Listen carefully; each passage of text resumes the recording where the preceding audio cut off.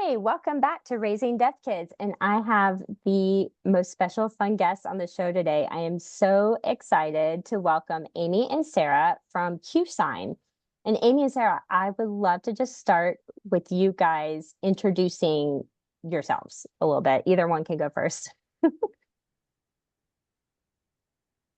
My name is Amy Crumrine. I've been using Cute Speech since I was 5 years old.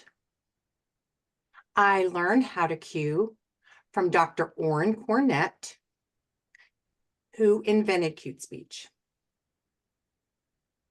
It was a week-long workshop at Gallaudet College at that time. And I had Cute Speech transliterators all my life. When I went to college too. And I decided to form CueSign so people know that it's okay to cue and sign, as long as deaf people have access to both ASL and cueing. My name is Sarah Katz. I grew up cueing from the age of 2, and my parents actually initially started with ASL, but they were told by a school they were working with to only use ASL, and so there was some difficulty on their part deciding what to use, but they ultimately decided to use Cute Speech. And later in life, I learned ASL. And I think it's really important to have access to all communities. So, but I'm 35, I live in Virginia, and I work full-time and like my life. Amazing. Thank you guys so much for introducing yourselves. And it's so interesting, Sarah, that you say that your parents kind of like started with ASL and then went to cueing, because we did the opposite in our house. We actually started with cueing. So I actually learned cueing for my now 6-year-old, but my middle child, who has cochlear implants, but still has hearing loss even with his implants. So from the beginning, from the time he got the implants, we were always told to use a visual form of communication.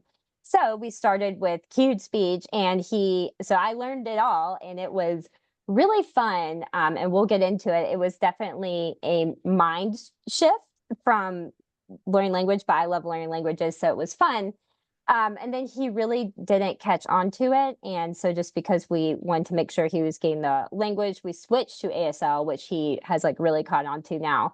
But I love that you also mentioned that we can do both. So I would love to start out for either one of you and just tell parents a little bit about what is cueing, because I know parents know what ASL is, they know what sign language is, but I feel like cueing was not something as a parent that I was told about until I had my second child with hearing loss, and our speech therapist mentioned that might, be a good place to start. But I don't think speech therapists tell parents about this very much. I don't think parents know very much about cueing, what it is, or that it's even a communication mode to even consider for their child. So I would love to just tell parents, what is cueing if they've never heard of it before? So it's a visual communication modality that conveys spoken languages completely visually. And it's also in conjunction with lip reading, but it makes lip reading totally accessible. Lip reading is only something like 30% visible on speech is only somewhere around 30% visible on the lips. So cueing helps take away that ambiguity. Right. But also, I want to add that when people see the word speech in cued speech, they think that it is, for speaking only. No. The goal of cued speech was to help with literacy and reading. So cued speech is often misunderstood and thought that it's for speech and then it would replace ASL. No, that's not true. Yeah, thank you. Thanks for giving that distinction for parents. And yeah, I think that's true. And once again, I think my family has done this too. Parents look at it as an either or. Either you learn cued speech or you learn ASL. And I don't think until now any parents have really considered that you could use both. And honestly, I didn't until I've been following you guys on Instagram, for a while. And until I think you mentioned it on your Instagram that you can use both. And I didn't think about it either because no one told me. It was kind of presented to me as a parent that you can kind of like pick one or the other, maybe at least to start with, but it was never presented to me that we could do together, ASL and cued speech. So I'm curious if we can talk to parents about how is cued speech different from ASL? Because you use your hands for both. And I think when parents visually see cued speech and ASL, at first they don't understand how they're different and maybe how they can even be used together for that total communication effect for their kids. Well, Amy, you're an ASL teacher, so maybe you should answer. Yes, I'm an ASL teacher in high school here in Maryland. ASL has its own language, its own language setup. So in English, we use the noun, the verb, the object. We use the adjective before the noun. We use the verb after the word with the noun. But in ASL, it's object, subject, the verb, and the adjective is after the noun, not before. But in cued speech is used when we have a transliterator who's cueing the English that you're using now. We're also, with cued speech is used in other countries too. So it follows how we talk and how we speak it. In ASL, no, it's like almost reverse. Amazing. So I think, oh yeah, Sarah, go ahead. Oh, sure. And as you can see with Amy, she's not using her voice. Cueing is really, there's another term called cued language, and it refers to language that's been conveyed through cueing. It's not spoken at that point, it's cued. So you have, these different modes for communicating language. You have written, spoken, cued, and then signed. And I think that's an important thing to note also. Yeah, that's great. And I know that parents are going to have another question of when do you use cued speech and when do you use ASL? You know what I mean? When you're talking to your child, we're talking to our kids at home, we're just trying to communicate with them. When would be, like the times that they would want to use the cueing, and when would maybe some examples of times be maybe ASL would be better if parents are thinking about, maybe integrating them both? Because most parents that I talk to these days, at least in my circle, are really interested in learning signing, you know, at least a little bit, and they are interested in, you know, all the ways that they can communicate with their kids and help their kids communicate as well. So for the parents who are ambitious and are thinking about incorporating both, maybe they already are doing signing and they're like, hey, let's, you know, incorporate the cueing. You know, when would you use both, kind of in which situations? Well, I think it really depends on who you're talking to. I can only speak to being a deaf adult because, well, I have family too, but I don't have kids yet. Um, but with my hearing family, we mainly cue because that's what they know. My sister learned ASL in high school, and we've been signing more lately. Um, and but it depends on who I'm talking to. If I'm talking to a cuer, we cue. If I'm talking to a CueSigner, we might be doing both. Sometimes will code switch and go between queuing and signing. So it depends. Yes, I have a deaf husband, so we sign. He knows how to cue. And we have 2 older kids. They know some cues, but mostly signs. Now, when I work with parents who reach out to us, I say, I want to have cute speech and ASL, but how do I do this? It depends on the situation. Like, for example, I worked with another school for the deaf.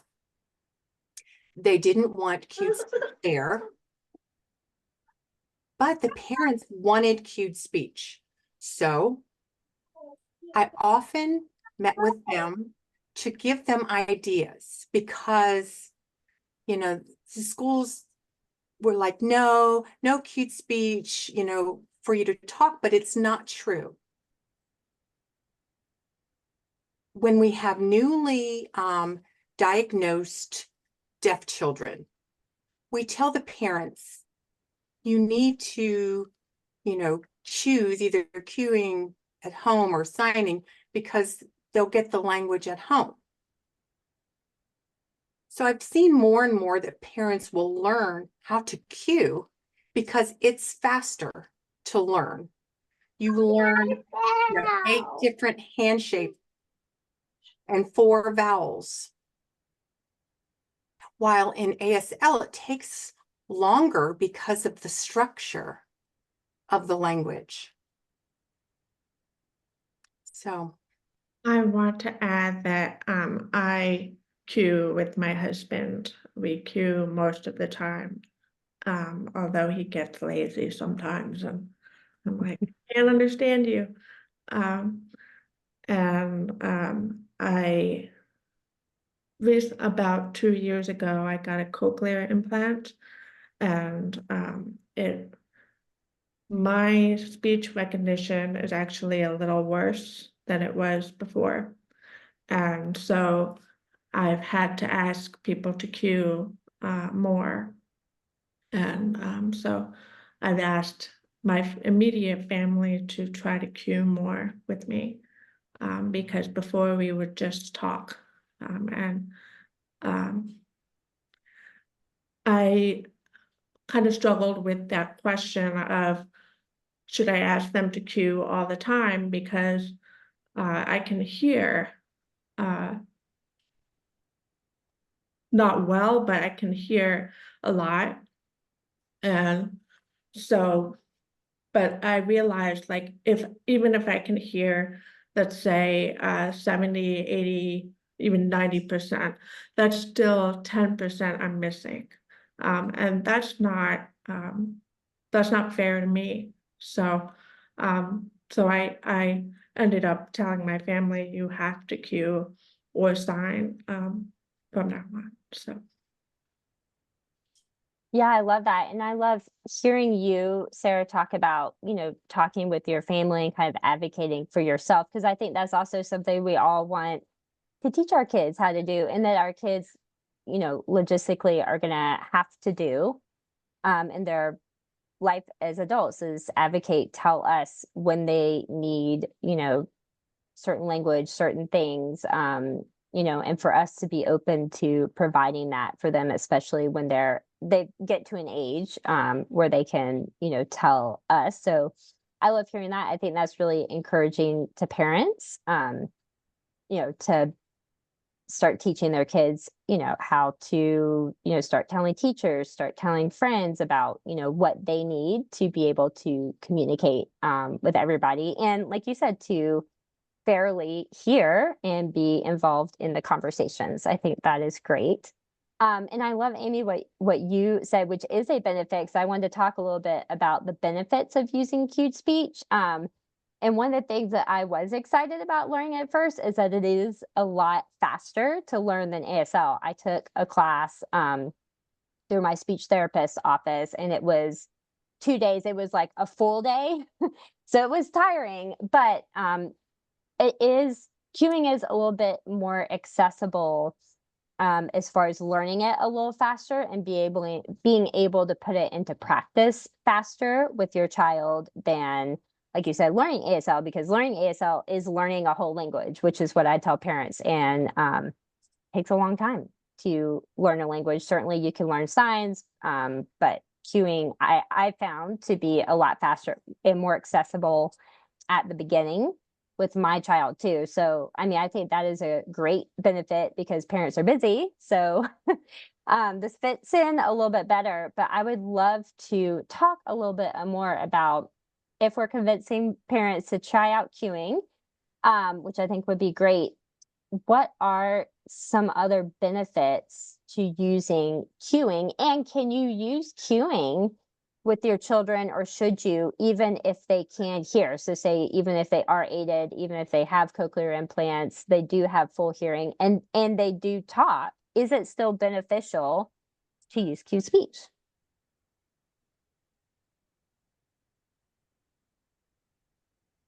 Yes. Right now, I'm not wearing hearing aids. I'm just watching the transliterator, not watching the captions. So there's often discussion about how to watch cueing with aids, or cochlear implants, or with or without it. And it's really individualized.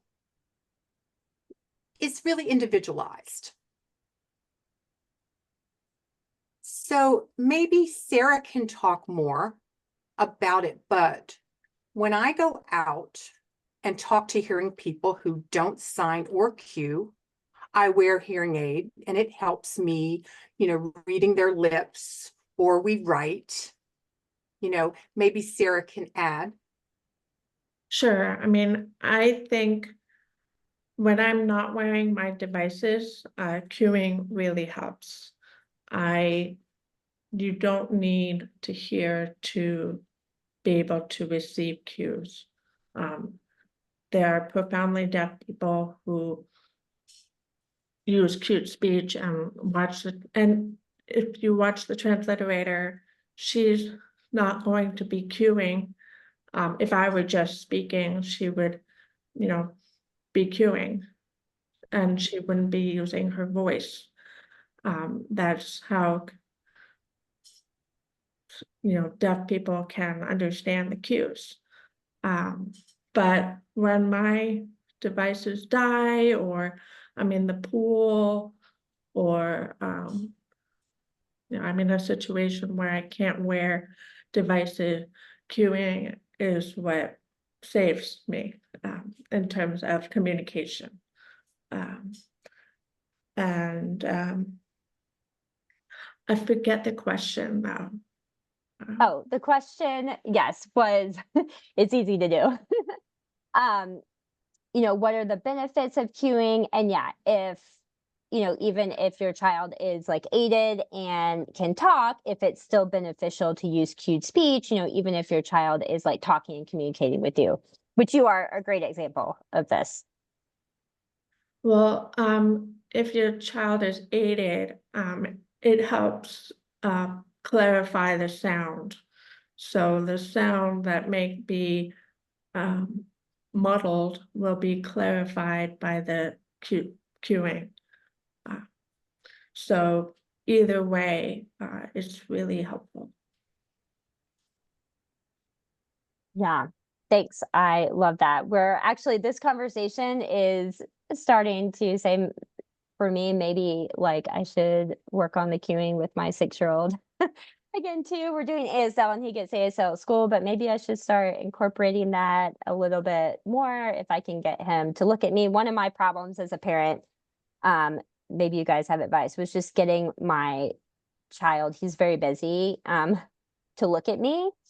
And that was one of the reasons we switched to signs, was because he's ADD. And, when he was much younger, he literally like would not look at me to cue. And so we had to, in speech therapy, change to ASL because we could do the ASL signs kind of down in front of him. So if he was like looking down, looking around, we could place that like in front of him and he didn't have to be looking at my lips and my face to do it. But now that he's a little bit older, you're starting to convince me that maybe we should incorporate some of this into our house as well, just to give him, like you said, that access to the spoken language. And he says some things, he's not very verbal, he's at an age where it's hard to tell how much he hears or not at this point, and he's not really at an age, being 6, to really be able to tell us. So we're just kind of doing everything. But you're convincing me to go back to cueing a little bit, especially for the literacy, as we're like teaching him how to read. And I would love to talk about actually a little bit about how that is a great benefit and something that I didn't know, that you're teaching your kids with hearing loss to read, that cued speech really gives them access to, I guess, learning what they're reading. Or maybe you can explain how that helps in developing literacy with them. Yes, I wanted to add that, when I teach deaf people to cue if they want, and often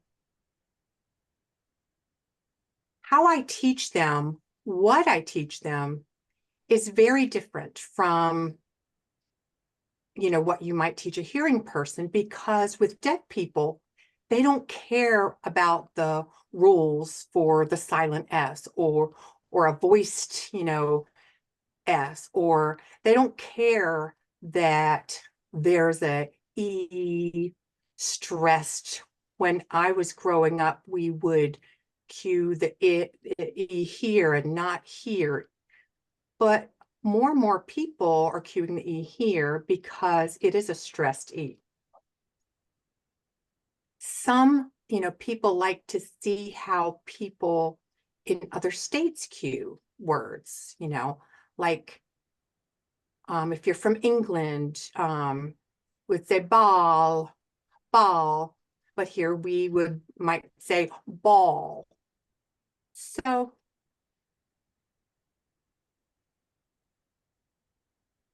say how I would teach deaf people is how I work, with parents learning about cued speech. What is their goal?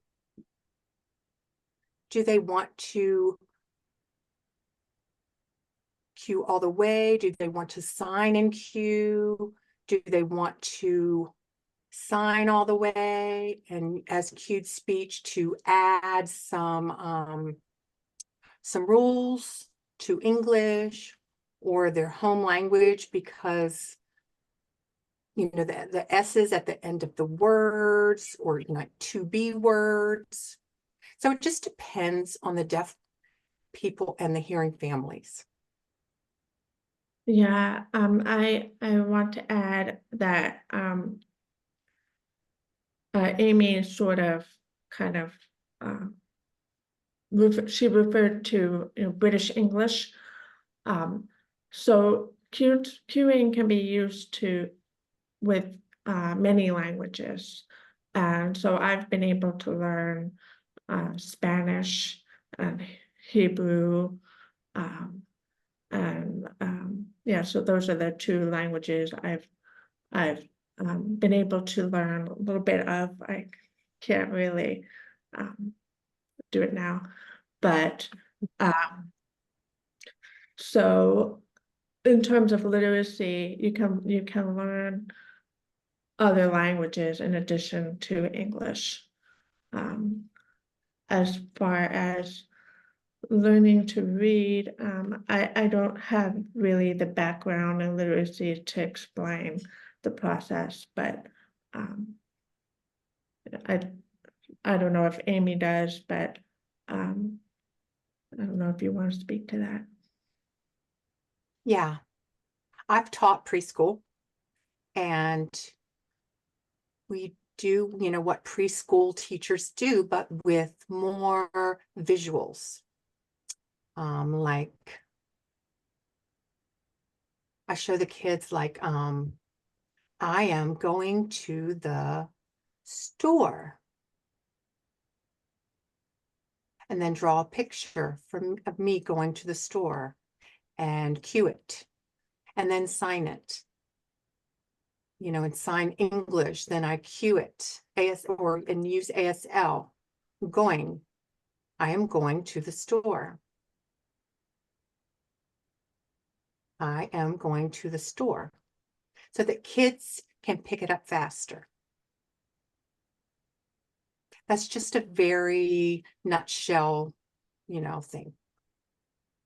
But we do a lot of that in preschool.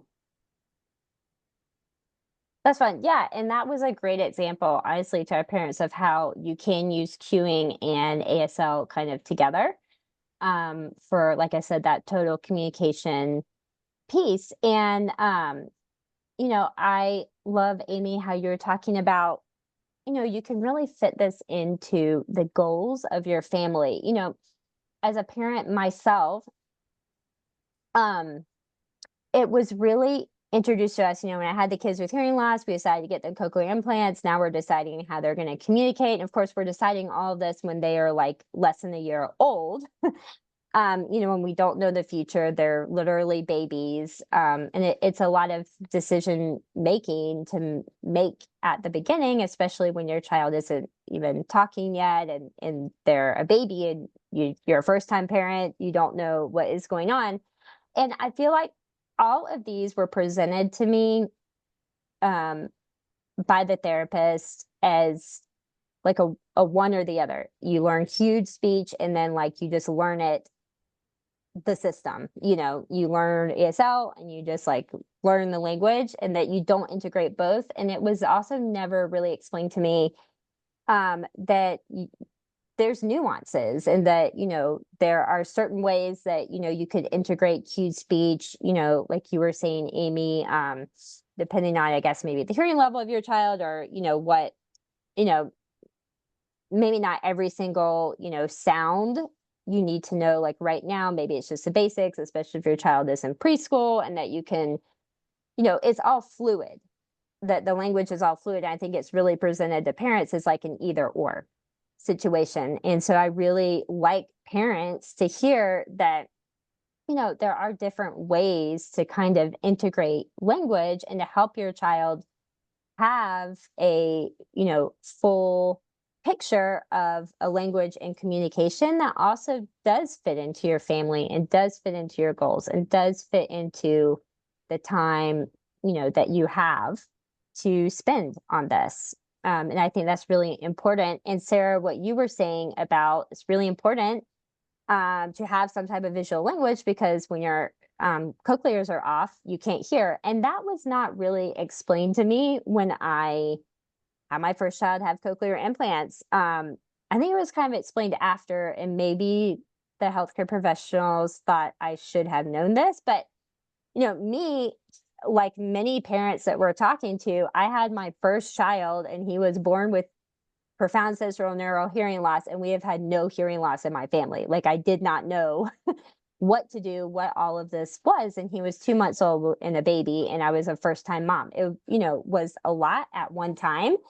And, I feel like cochlear implants were really presented to us as like a fix for the hearing. He's 8, so this was 8 years ago, which is fine. I would do it again, but I think the nuances of aiding a child or putting on cochlear implants wasn't explained to us. And, it wasn't really explained to us that, oh, maybe you should do some type of visual because when he has them off, he can't hear. And that was something we just kind of figured out as a family when, like, he got the implants and then he went to bed and didn't have them on, or was in the bath and didn't have them on. And I realized, oh, he can't hear, and no one explained that to me. So I think there is a lot that is not explained to parents very well, which is why these conversations with you guys, Sarah and Amy, are so important to really give parents a more clear picture of what to expect with hearing loss with their child, and also kind of how to integrate that language and communication,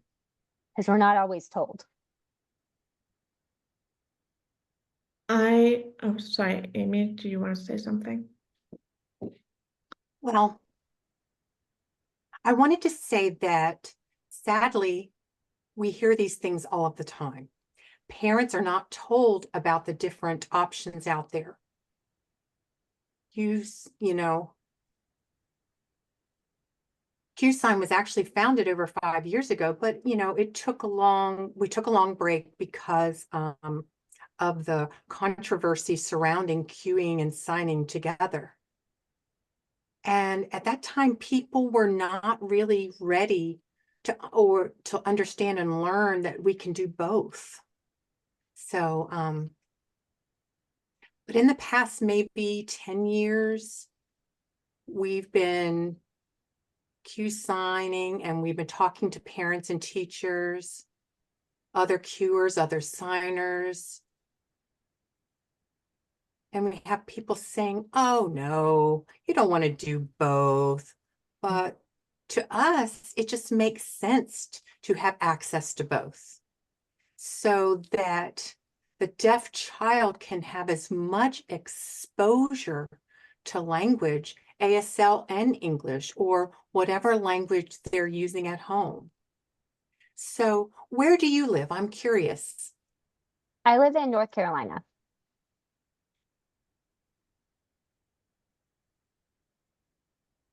That's where Cued Speech was really, founded. We had the first deaf Cued Speech family there, but Cued Speech was came from DC. Sarah, did you want to add?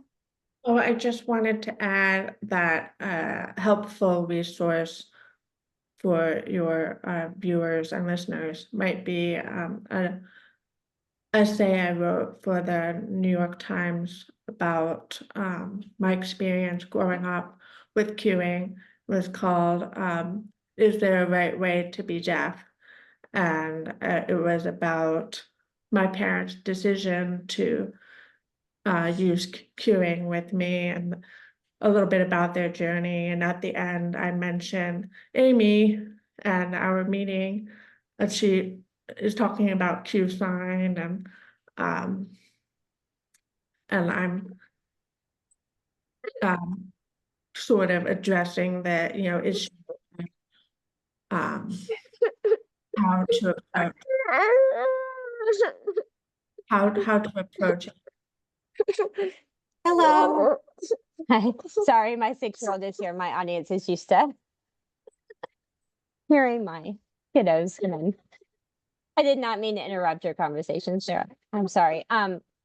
That is something that I would love to put in the show notes. I would actually love to link that in the show notes for parents to get an idea of your story, and be able to read about why your parents. Can you give us a little preview? Why did your parents decide to do cueing first? Because that is, I interact with a lot of parents online. I also interact with a lot of parents locally in North Carolina, because I work with the North Carolina EDI program as well.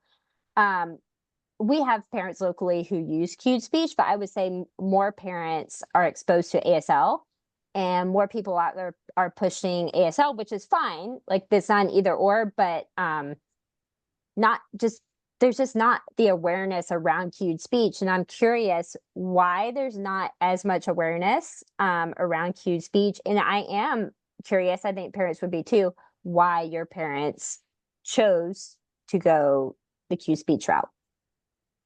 Well, my parents thought it was a middle path between oralism and ASL manualism.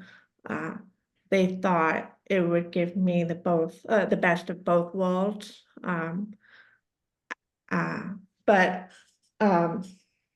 what they wanted to do was do both ASL and cueing.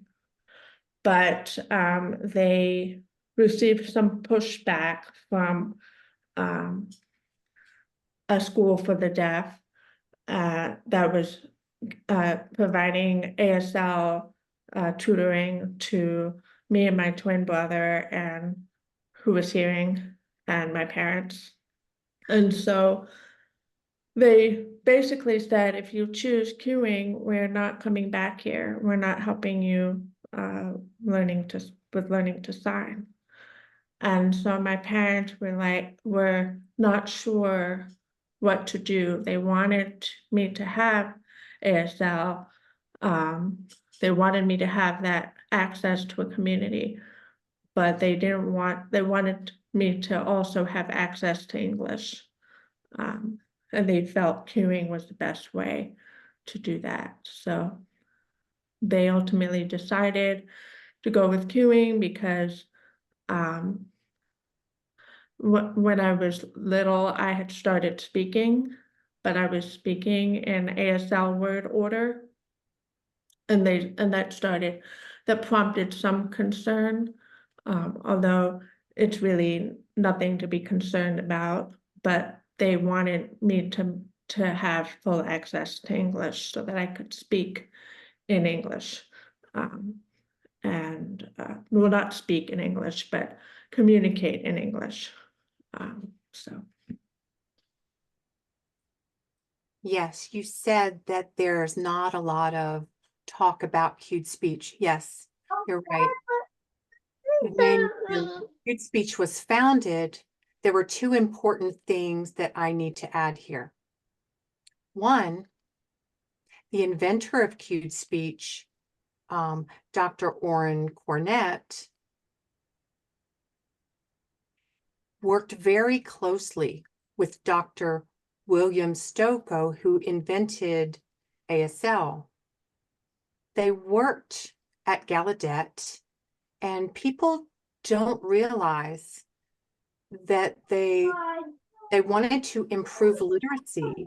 I have papers here to prove that, you know. So that says because, you know, ASL took off, but cued speech, it just slowly went up, you know, here and there. And it's also important to add that Sarah and I grew up in Maryland, very strong cued speech community. We had a lot of support. We have families, parents who were learning how to cue. We were here at Gallaudet University when week-long workshops happened, so we had the access. We don't see as much out in the Midwest and in the West. We're working on all of that. That's really interesting that it's regional, that some regions of the United States do more cued speech and some lean towards ASL. That's really interesting. And also I think it's interesting that the original spirit was that the people who invented cued speech and who invented ASL actually worked together. Because now it's almost like either cued speech or ASL, but really the whole spirit of it was all of it working together, which I think is really cool. I think we should bring that kind of original spirit of how these two, you know, were created kind of to work in almost in tandem with each other, you know, to give that total communication. Like, let's bring that spirit back and work all together. And I am curious, You know, I know one thing that parents say, I'm sure you hear this from parents too, is, well, if my child learns cued speech, like not as many people in the deaf community know cued speech, and so that they're not going to be able to be a part of the deaf community if they don't learn sign language. I think we've busted that myth here today. But I would love just your thoughts and what you tell parents, you know, who would otherwise maybe consider cued speech or consider using it. It might even be a little bit easier and more accessible to them, but they're afraid that it sets their child up for in the future not being able to be part of the deaf community because they don't know sign language. One thing I want to say as part of my answer to that is Dr. Cornett said in his book, forget what it's called. Do you remember what it's called? Cute Speech Resource Book for Parents, I think, of deaf children. Um, he advocated for deaf children to learn both ASL and cueing. And so that was something that he promoted in his book. So he didn't invent cueing with the purpose of replacing signing. Like Amy said, it was for literacy. Um, I forget the question now. Uh, Most about how cuers are part of the deaf community.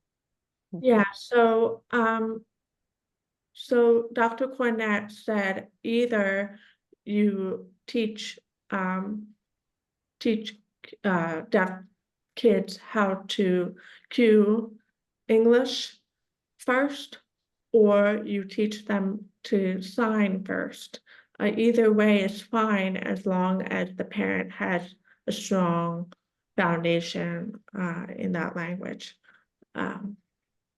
So a kid can be bilingual and bicultural either way. So you're not going to set up your child for, complete alienation from the deaf community.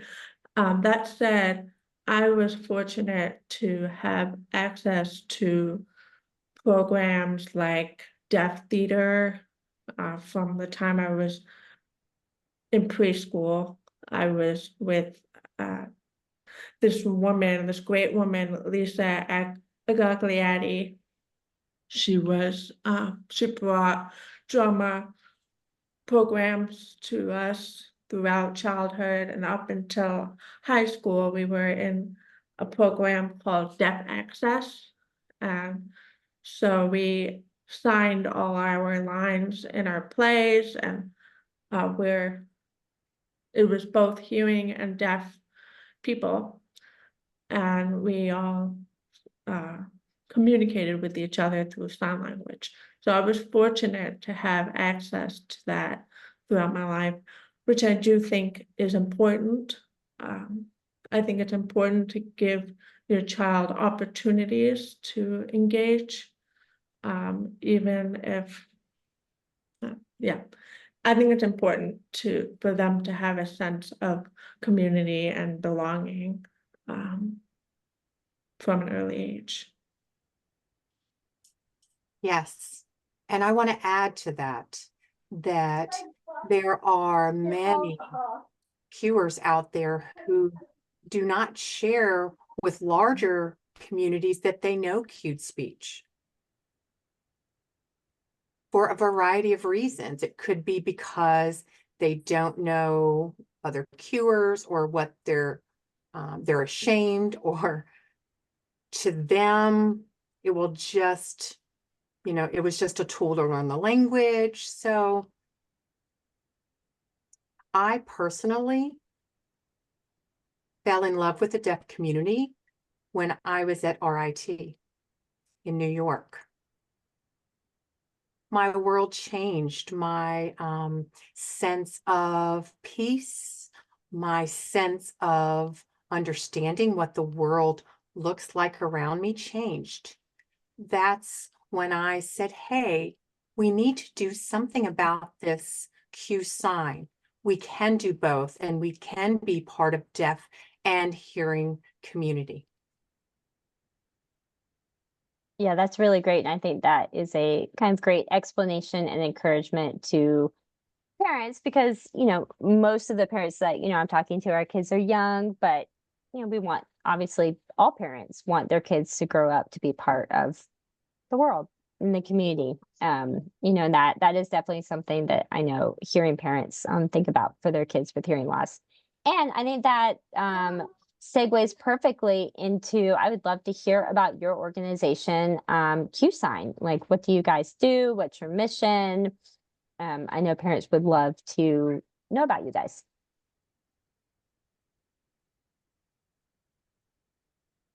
The mission statement is on the website.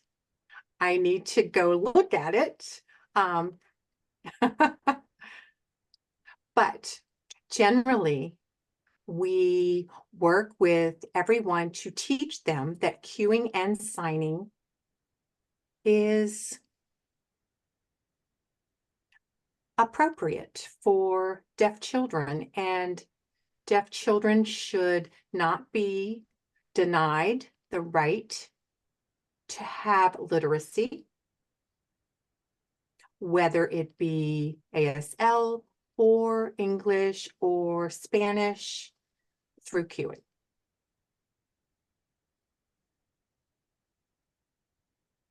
We have 6 people on the board, CueSign board. We have a principal of Illinois School for the Deaf on the board. She uses cued speech there. We have Sarah. We have Daniel Koo. We have Lauren, who is from LMI, who provides transliterators. And we have Maine, a deaf cuer from Colorado. So we have some deaf, we have some hearing people on the board. Amazing. And do you guys offer like education for parents, or, what can parents learn by kind of learning more about your organization?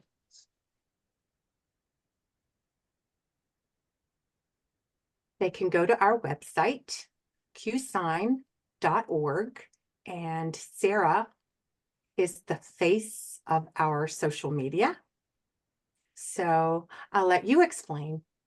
Sure. So I try to provide opportunities for parents and others to learn about queuing and signing.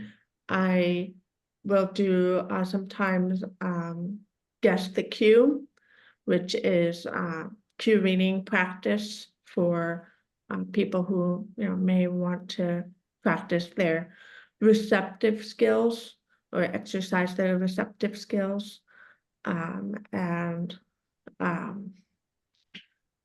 But we are working on new programming soon, so we will talk about that soon. Yeah, so we try to be a resource for families by providing free resources right now through social media. So our name for social media, Facebook, it's TikTok. and TikTok. Yeah, so I think it's CueSign, just CueSign. Perfect. I'm going to put all of that in the show notes so that all of our parents can look you up on all the social medias and can get to your website too. We'll definitely link all of that for parents. So if they're driving or doing dishes or vacuuming, they don't have to write down. We've got you guys. We've got it in the show notes. I know parents are going to ask, where can they learn cueing? So where would you guys recommend that parents start if they are interested in exploring this for their kids? There are many Q camps around the country and beyond. So there's Q Camp Virginia, which is in Jamestown, Virginia, I think.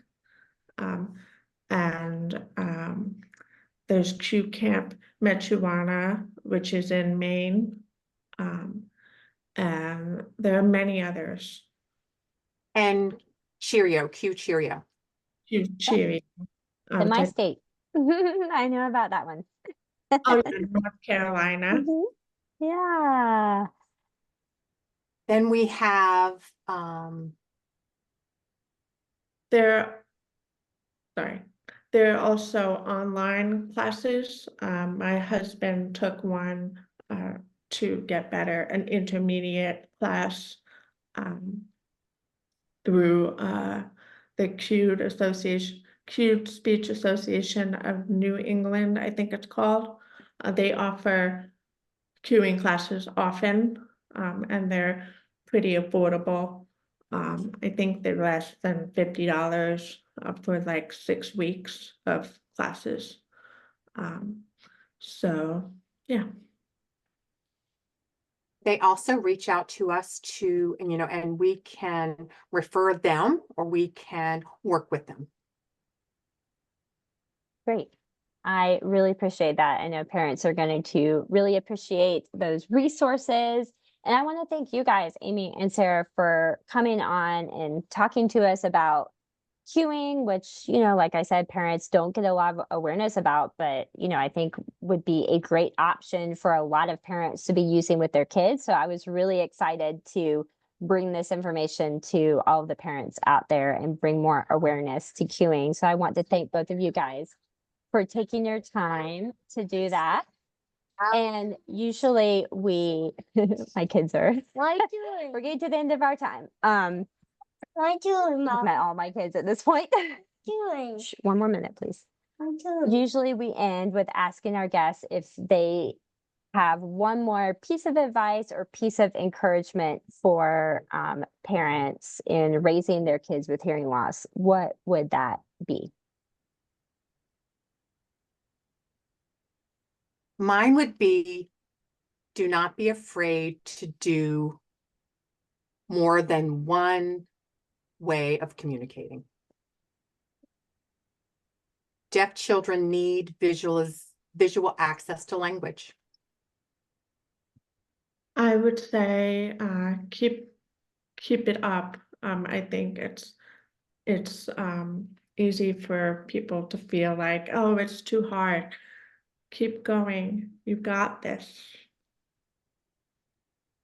Thank you. Thank you guys so much for the encouragement and for being on today. I really appreciate it. It was so fun to meet you guys.